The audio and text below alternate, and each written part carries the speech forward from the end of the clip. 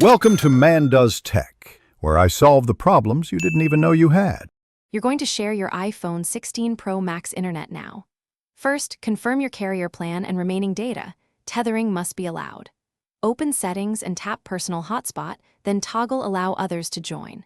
Set a clear Wi-Fi password. Use at least 8 characters and include letters and numbers. Once done, keep the iPhone unlocked briefly so other devices can detect it. Make sure Bluetooth and Wi-Fi are on for best compatibility. This gets the hotspot broadcasting and ready for connections. Next, choose how you'll connect. Wi-Fi for general use, Bluetooth for low power, or USB for the most stable, fastest link. On the client device, scan Wi-Fi networks, select your iPhone's name and enter the password you created. You'll see a blue bar on the iPhone when a device joins.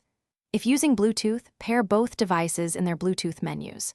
For USB tethering, plug in the cable, trust the computer when asked, and select the iPhone as the network adapter. To finish, watch data usage and battery drain. Tethering uses both quickly, so enable low power mode or plug into power if extended use is planned. If a device won't connect, toggle Personal Hotspot off and on, disconnect and reconnect Wi-Fi, or restart your iPhone. This clears common networking glitches. If problems persist, check for carrier settings update, and as a last resort, reset network settings in general right arrow transfer or reset iPhone. That usually. Thanks for watching. If you found this helpful, don't forget to like and subscribe.